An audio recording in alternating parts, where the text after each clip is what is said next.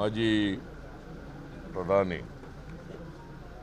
ಮನಮೋಹನ್ ಸಿಂಗ್ ಅವರು ನಿನ್ನೆ ರಾತ್ರಿ ನಿಧನರಾಗಿದ್ದಾರೆ.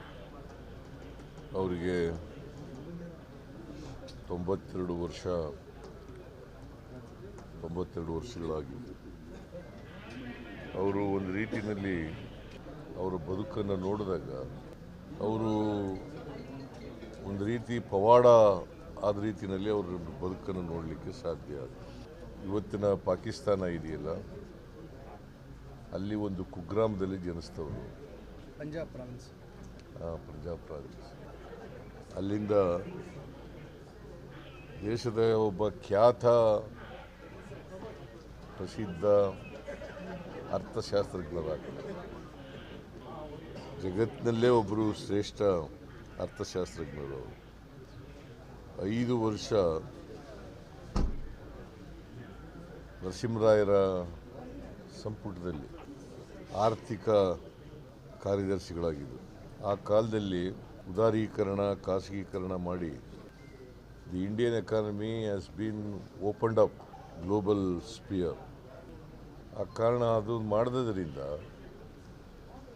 ಆರ್ಥಿಕ ಮುಗ್ಗಟ್ಟಿದೆಯಲ್ಲ, ದೇಶದಲ್ಲಿದ್ದಂಥ ಆರ್ಥಿಕ ಮುಗ್ಗಟ್ಟು, ಅದಾದಮೇಲೆ 2004ರಲ್ಲಿ ಕಾಂಗ್ರೆಸ್ ಪಕ್ಷ ಬಹುಮತವನ್ನು ಗಳಿಸಿದಾಗ ಶ್ರೀಮತಿ ಸೋನಿಯಾ ಗಾಂಧಿಯವರು ಪ್ರಧಾನಮಂತ್ರಿ ಆಗಲಿಕ್ಕೆ ನಿರಾಕರಣೆ ಮಾಡಿದಾಗ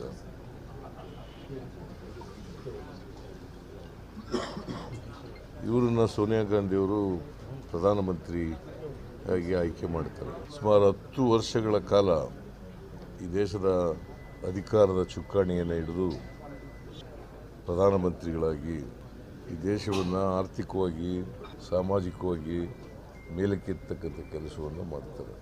ಬಹುಶಃ ದೇಶ ಕಂಡಂಥ ಪ್ರಾಮಾಣಿಕ ಪ್ರಧಾನಮಂತ್ರಿಗಳಲ್ಲಿ ಇವರು ಕೂಡ ಒಬ್ಬರು.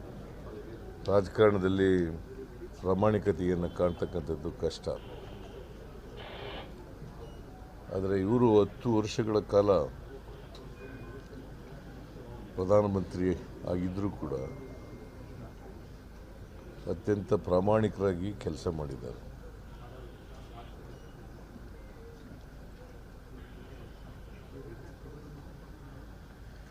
ದೇಶದ ಆರ್ಥಿಕತೆ ಮೇಲೆ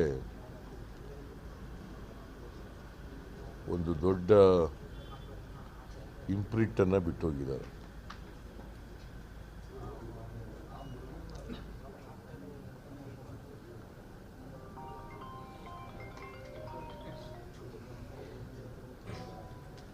ಇವತ್ತು ಅವರ ಬದುಕು ಮತ್ತು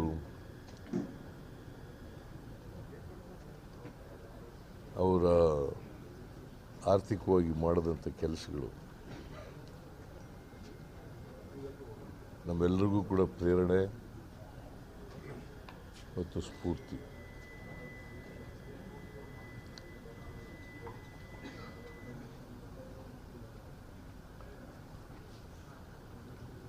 ಯಾವತ್ತೂ ಕೂಡ ಪ್ರಧಾನಮಂತ್ರಿ ಆಗಿದ್ದೀನಿ ಅಂತೇಳಿ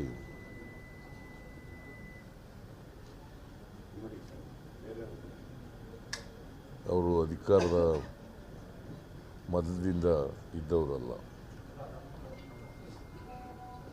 ಅತ್ಯಂತ ಸರಳ, ಸಂಭಾವಿತ ಮತ್ತು ಪ್ರಾಮಾಣಿಕ ರಾಜಕಾರಣಿ. The most respected man. ಒಂದು ರೀತಿ ಗೌರವ, ರಾಜಕೀಯದಲ್ಲಿ ಗೌರವದಿಂದ ಬದುಕಂಥ ವ್ಯಕ್ತಿ. ಅಂಥ ವ್ಯಕ್ತಿ ಇವತ್ತು ನಮ್ಮನ್ನು ಅಗಲಿದ್ದಾರೆ. ಅವರ ಸಾವಿನಿಂದ ಭಾರತ ದೇಶಕ್ಕೆ ದೊಡ್ಡ ನಷ್ಟ ಆಗಿದೆ. ಅವರ ಸಾವಿನ ದುಃಖವನ್ನು ಭರಿಸ್ತಕ್ಕಂಥ ಶಕ್ತಿ ಕೊಡಲಿ ಅಂತೇಳಿ